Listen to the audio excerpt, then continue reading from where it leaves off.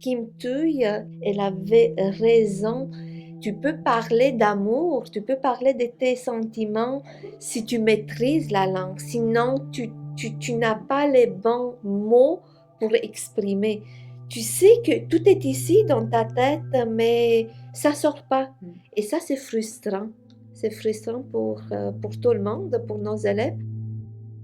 Je suis Marie-Michèle Filion et je suis médiatrice interculturelle au service d'intégration linguistique et d'éducation interculturelle du CSS Marie-Victorin.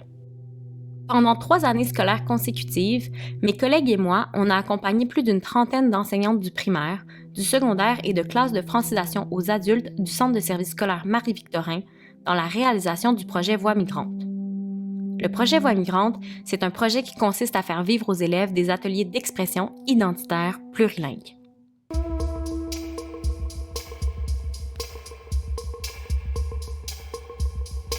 Le projet Voix migrante et ses ateliers d'écriture identitaire en classe de francisation a eu de multiples retombées.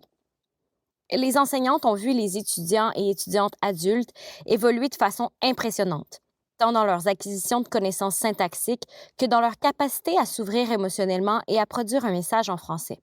Imaginer un monde meilleur pour tous les jeunes habiter avec ma famille en la ville de Montréal. Le constat que je fais en écoutant les enseignantes, c'est surtout que le projet a permis aux étudiants et aux étudiantes de se révéler.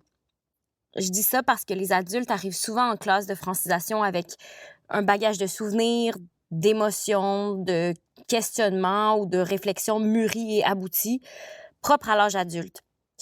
Et ce bagage-là, il est souvent invisibilisé plus longtemps qu'on le souhaite à cause de la barrière de la langue. Ces moments de partage peuvent d'ailleurs susciter des grands moments d'émotion, comme vous l'aurez entendu dans le balado précédemment. Même si ces moments-là sont souvent libérateurs, beaux et touchants, ils peuvent également être inconfortables pour les autres étudiants et étudiantes, ou même pour vous, comme enseignante. N'hésitez surtout pas à vous entourer des professionnels de l'école lorsque vous décidez de soumettre des thèmes plus difficiles aux élèves lorsqu'ils en seront prêts. D'accepter une nouvelle vie, de beaucoup d'opportunités avec de nouvelles personnes.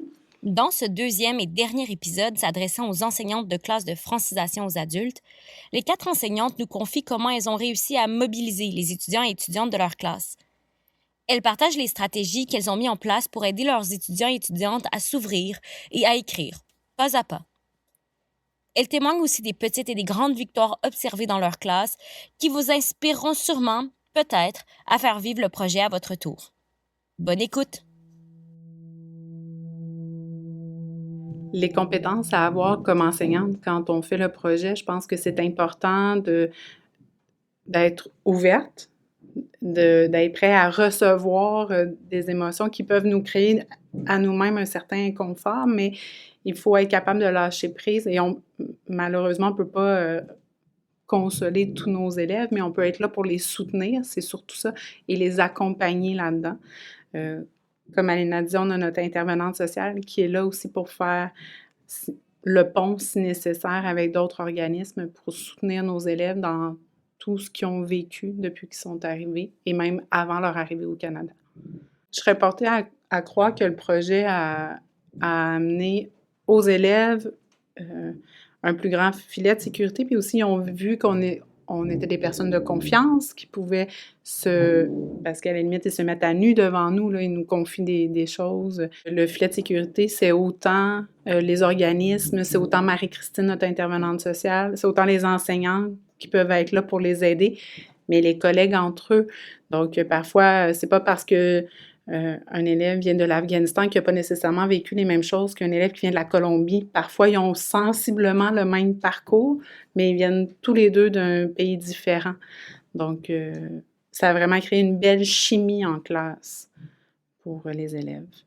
Avoir invité Kim Thuy pour qu'elle vienne rencontrer les élèves, leur parler de son parcours migratoire, faire résonner des thématiques que nous avons déjà évoquées en classe, les élèves se sont mis à la place de cette grande écrivaine, qui est un bon exemple d'intégration au Québec. Et pour la majorité, c'était la première fois qu'ils entendent parler de cette écrivaine. Ils sont partis, bien sûr, on a présenté l'écrivaine avant qu'elle vienne. Ils sont allés faire des recherches, puis il fallait les voir comment ils étaient heureux d'avoir rencontré non seulement une personnalité publique, mais d'avoir vu un exemple de réussite devant eux. Le message de Kim Thuy, c'est dire oui à tout, toutes les opportunités, toutes les invitations, à chaque fois qu'on te demande quelque chose, dis oui.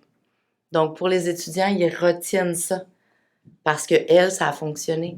Donc il y a un espoir au bout de son message. Donc oui, Kim Thuy a été une très, très grande retombée. Elle avait raison.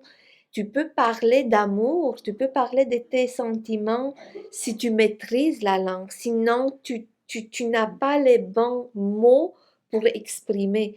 Tu sais que tout est ici dans ta tête, mais ça sort pas. Et ça, c'est frustrant. C'est frustrant pour tout le monde, pour nos élèves. Et je ne sais pas si vous avez fait ça, mais moi, j'avais toujours la musique. Oui, on mettait de la musique Oui, souvent. Ouais. une musique relaxante et ça fait du bien, même pour nous. Ou même des images. Là. Avec une mini séance de yoga, respirer. En fait, Partha voulait écrire, c'était le sujet de départ ou l'élément déclencheur, c'était « Parlez-nous d'un objet que vous avez apporté de votre pays ». Elle a apporté un crayon, un stylo en fait, qui appartient à son père et qui... ça peut paraître juste un stylo avec des couleurs de la Colombie, mais pour elle, c'est vraiment très significatif parce que c'est un stylo qui a été fait par un artisan. C'est un stylo qui représente l'artisan colombien, puis il a toute une signifiance qu'elle voulait raconter. Et là, à un moment donné, il fallait qu'elle parle d'un charme magique, elle disait el encanto dans sa langue maternelle, et je la trouvais un peu réticente de vouloir le traduire et le laisser comme ça. Elle voulait vraiment garder le mot en espagnol. Oui, bien sûr, j'ai accepté qu'elle le garde parce que pour elle, écrire des mots dans sa langue maternelle était beaucoup plus significatif et représentatif de la réalité qu'elle voulait retransmettre à travers son texte ou son écriture. Donc, on a consenti de garder le mot en espagnol qui a plus de signifiance que le mot. C'est-à-dire que pour elle, parfois, la traduction, dans la traduction, il y a du sens profond qui se perd. Ceci dit, écrire en français, oui, mais permettre des interférences linguistiques, des mots dans la langue maternelle ou des structures de la langue maternelle, c'était permis aussi. Le fait de choisir son carnet, le fait de choisir son cahier d'écriture, je trouve que c'est une super belle amorce parce que déjà, il y a un attachement au carnet, surtout quand il choisit son crayon, la couleur qu'il veut. Donc, à chaque fois qu'on a les ateliers d'écriture, l'étudiant est super content de ressortir son carnet à lui, dans lequel il va se déverser. Ça rend le moment encore plus personnel, parce qu'on n'est plus sur les feuilles mobiles ou sur le cahier Canada. Donc, effectivement, le carnet coloré, choisi, ça a un impact. Ma petite anecdote, c'est que au niveau 3, j'enseigne un peu la nourriture. Donc, il faut qu'on prenne dans le programme de francisation, il faut qu'on prenne un plat, il faut qu'on décortique les ingrédients, il faut qu'on décrit un petit peu le plat. Alors, ça fait partie du programme. Et l'un des sujets, justement, à faire écrire dans le projet, c'était « Parlez-nous d'un plat typique de votre pays, qu'est-ce qu'il évoque comme souvenir chez vous ?» Alors là, c'était complètement différent.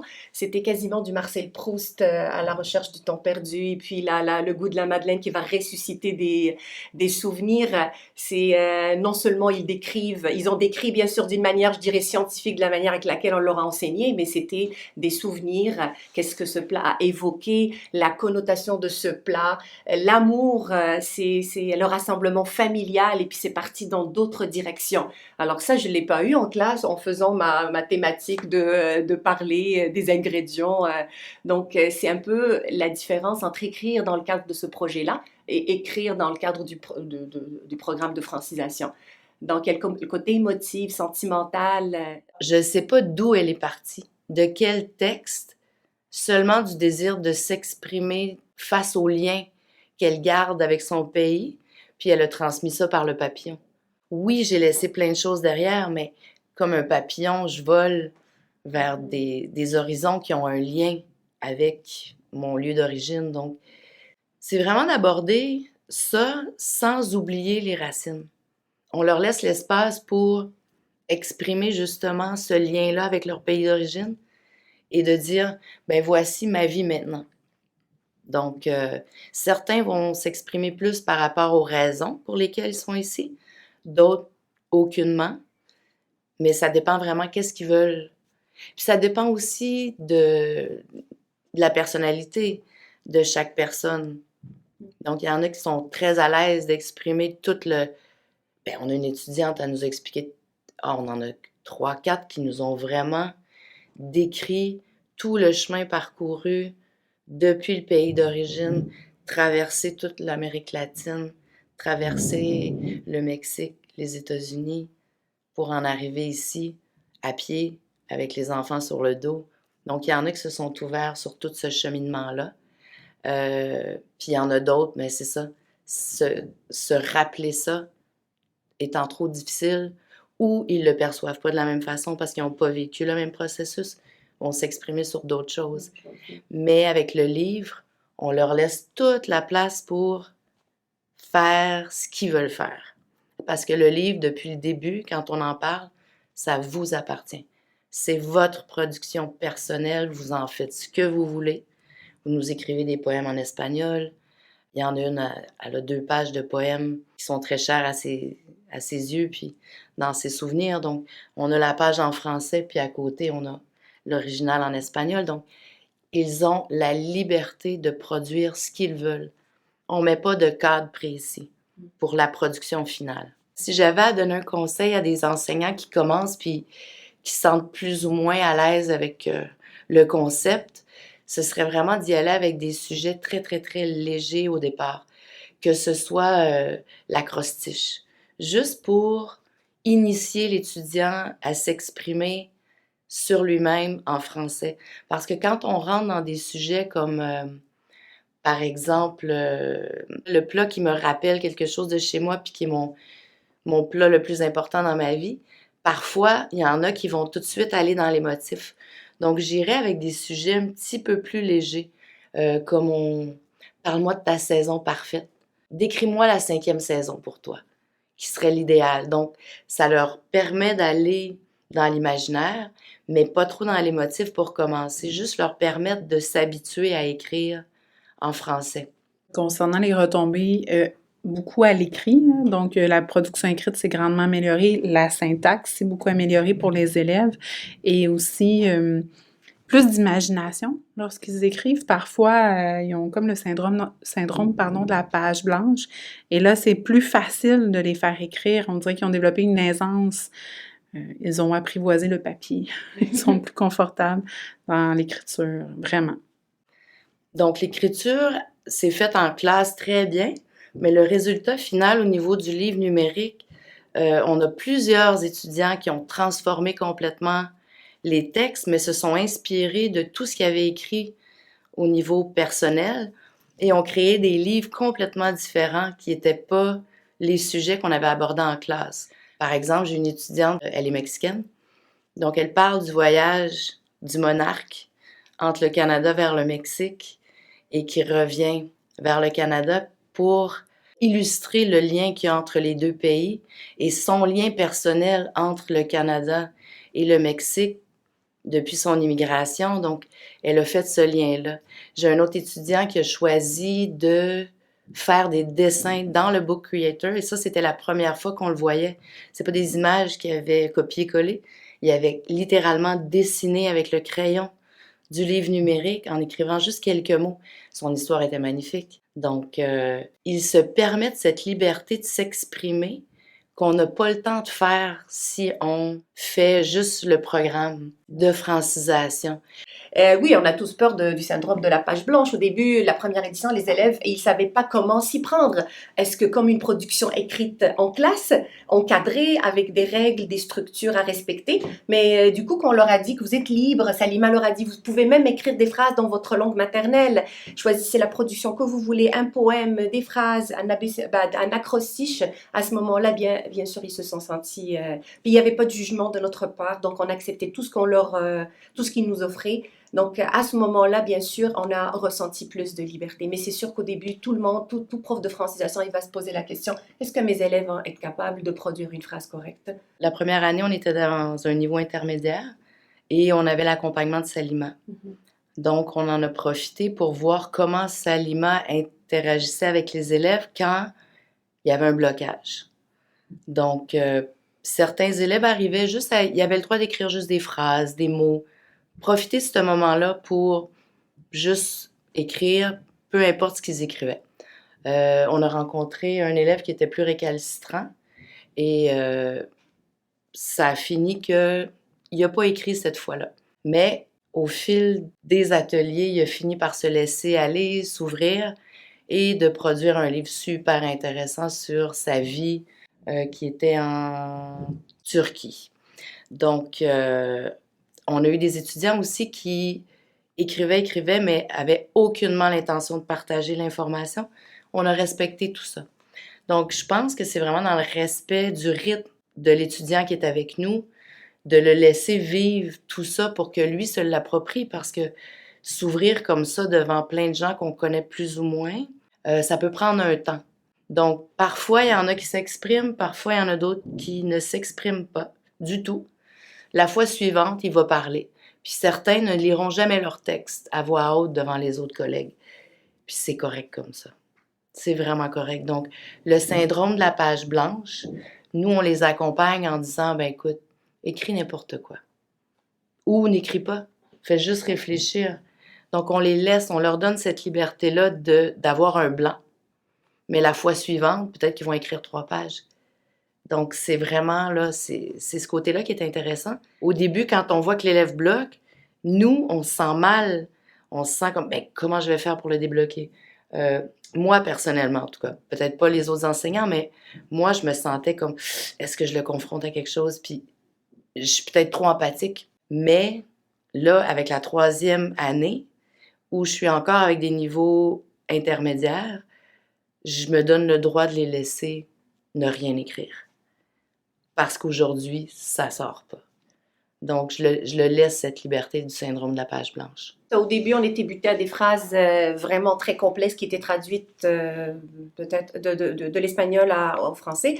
Et là, c'était vraiment très ardu de corriger tout ça. Alors, pour déjouer le piège de la traduction, Rima, elle a eu l'idée de faire des ateliers d'écriture pour montrer aux élèves comment faire une structure de phrases de base. Donc, sujet, prédicat et complément de phrase. Il fallait partir de ce modèle-là pour écrire. Et après, c'est devenu un automatisme chez les élèves de partir avec des phrases, mais vraiment courtes et simples. OK, peut-être tu veux écrire ta phrase en espagnol, il n'y a pas de souci. Tu veux la traduire, il n'y a pas de problème. Mais tu me la retranscris avec la structure que je t'ai montrée en classe.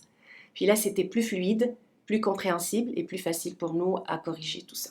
Après le premier atelier, j'ai enlevé les cellulaires pour qu'il n'y ait plus de Google Traduction. Et j'ai laissé seulement, bien sûr, le dictionnaire. Et à un moment donné, j'ai eu l'idée de faire comme l'abécédaire ou l'acrostiche, comme ça, rester dans une structure figée que j'ai donnée. Puis oui, aussi, ce que je faisais, c'est que parfois, j'écrivais en même temps que eux, et puis je lisais mon texte et je m'efforçais à donner des phrases, c'est comme de la modélisation dans le fond, des phrases simples, des phrases vraiment structurées d'une manière minimaliste pour leur donner un exemple. Et en fait, oui, moi aussi, je faisais de l'écriture identitaire, je leur parlais de moi-même, mais en même temps, je leur donnais un modèle de phrase qu'ils peuvent comprendre. Et ils avaient tendance à reproduire la même structure que le prof. Lors des ateliers d'écriture, ils avaient le droit d'écrire autant dans leur langue maternelle qu'en français. La majorité l'ont fait en français. Parfois, pour quelques expressions, c'était dans la langue maternelle. Mais on n'a pas vraiment eu de problème à ce niveau-là. Il n'y a pas d'élève qui a écrit seulement dans sa langue maternelle. Nos élèves n'ont pas écrit ni en espagnol, ni en arabe. Nous avons commencé et nous avons fini en français. Nous avons commencé avec un niveau 3. Un niveau 3, c'est un niveau assez débutant, mais on a commencé avec des phrases simples. On a respecté la structure de la phrase, on a utilisé des cartons pour déterminer le sujet de la phrase, le prédicat de la phrase, et ça a aidé beaucoup nos élèves. Je pense que ça peut se vivre au niveau débutant, c'est ça, c'est d'y aller par des phrases et peut-être donner moins de temps d'écriture. Nous, on donnait de 15 à 20 minutes. Donc, peut-être qu'au niveau débutant, ça pourrait être plus 5 à 10 minutes. Oui. Et de phrases Oui, simples et exact. courtes. Moi, j'ai 2 élèves qui me viennent rapidement en tête cette année, là, qui m'ont impressionnée. On aurait cru que c'était des auteurs dans leur langue maternelle. Donc, les livres étaient magnifiques, plein de synonymes. Le texte était super riche. Donc, vraiment, c'est une super belle découverte, des surprises. On ne s'attendait pas à ce que ces élèves-là soient des écrivains. Mais même au niveau de leurs compétences, quand on parle du programme de francisation, bon, on voyait au niveau de la grammaire, bon, il y a peut-être une limite, c'est peut-être plus difficile, mais quand on les a laissés écrire, ben là, c'était totalement autre chose. Donc, ils se sont ouverts comme une petite fleur. Peut-être que ça a été plus facile parce que la motivation était intrinsèque, c'est parler de soi, donc parler de ton logement, d'un problème dans ton logement, c'est peut-être moins excitant que parler de ton vécu à toi. Fait que, j'imagine que c'est pour cette raison-là que c'était plus facile d'écrire. Nous avons des élèves très timides et maintenant je pense à une femme qui est très timide, qui parle presque pas, mais grâce à ce projet, elle a écrit et elle a exprimé, elle a lu et je trouve ça extraordinaire parce que je peux dire, cette femme ne parle pas. C'était une femme très timide et maintenant elle parle. C'est comme elle a brisé la glace. C'est merveilleux. J'avais devant moi une autre personne. J'étais surprise. Elle parlait de ses sentiments avec une fierté qu'on a fait « Waouh, félicitations !» C'était merveilleux. Je pense que ce serait important que plein de monde lise les livres ou écoute les balados de nos élèves parce que ce sont de petits trésors qui ont plein de choses à nous raconter. On a une grande leçon à apprendre de la résilience des élèves. C'est extrêmement touchant. Moi, j'ai des amis, j'ai de la famille qui ont lu les livres de mes élèves qui, ça leur a permis de comprendre la réalité dans laquelle je travaille, mais aussi de comprendre, OK, le demandeur d'asile, l'immigrant, c'est quoi son parcours? C'est pas seulement des statistiques qu'on entend à la télévision ou à la radio. Non, il y a une personne derrière toutes ces statistiques-là. Donc, c'est important de lire et d'écouter nos élèves. Les élèves, quand on leur fait vivre ce genre de projet, le projet Voix migrante, ils aiment mieux l'école, ils pensent que du bien de l'école, ils sentent qu'ils ne viennent pas perdre leur temps. Ça nous donne aussi de la valeur à nous, les professeurs, ça nous valorise par rapport au travail qu'on donne. C'est pas juste du passé composé ou du présent et puis leur rabâcher les oreilles avec des structures en français qui sont complètement éloignées parfois de leur langue maternelle. Ça leur donne envie de se réveiller chaque matin et de braver toutes les difficultés qu'ils affrontent et de venir et de se dire je vais avoir du plaisir aujourd'hui, je vais écrire quelque chose, je vais partager ma voix, je vais vivre une expérience inoubliable. Et dernièrement, j'ai rencontré un ancien étudiant qui a pris la parole lors de la première édition, Monsieur Battista. D'ailleurs, avec lui, on passe à Radio-Canada. Et je l'ai rencontré, puis il s'exprimait tellement bien que je pensais que c'était un francophone d'un autre pays. Et il était tellement heureux, puis il m'a fait rappeler cette expérience-là. Et il était avec ses bébés, puis sa femme, puis tout le monde a grandi entre-temps. Et ça leur laisse un très bon souvenir, et puis ça garde des bonnes relations. Ça a été une expérience qui a marqué les élèves parce que les élèves ont vécu beaucoup d'émotions.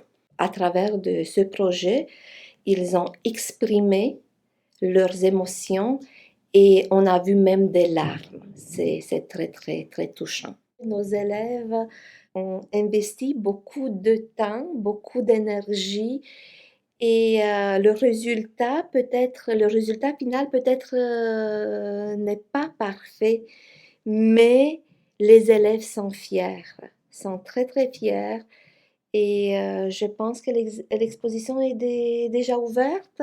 J'invite la population, les amis, la famille, d'écouter et de lire toutes ces créations. Vous venez d'entendre Mounia, Manon, Alina et Sonia, 4 enseignantes en classe de francisation aux adultes ayant participé au projet Voix migrantes. Développer la compétence à l'écrit en langue seconde est un processus long et exigeant. Faire écrire les étudiants et étudiantes sur leur vécu, leurs histoires et sur des sujets plus personnels change le rapport à l'écriture, augmente la motivation et valorise leur expérience. Les ateliers d'écriture identitaire offrent l'opportunité de travailler les thématiques de vocabulaire prescrites au programme, mais dans un contexte authentique, dans la production d'un message signifiant, important pour l'étudiant ou pour l'étudiante. La pratique régulière de l'écriture, mais aussi du partage, permet à l'étudiant de gagner de la confiance en ses capacités d'apprendre, de comprendre d'autres locuteurs et de s'exprimer en français. Les ateliers offrent cet espace sécuritaire où les étudiants et étudiantes peuvent partager leurs histoires, écouter celles des autres et découvrir des éléments communs chez leurs camarades de classe en valorisant leurs différences. Je vais à Soacha, Colombie. Cette ville, c'est très important et très émotionnel de me rappeler parce que... Nous espérons que ces partages et réflexions vous donneront le goût, à vous aussi, d'expérimenter les ateliers d'expression identitaire en classe avec vos étudiants et étudiantes. Prenez le temps d'explorer les ressources mises à votre disposition afin d'apprivoiser la démarche. Pensez aussi à bien vous entourer pour démarrer le projet. Et surtout, amusez-vous!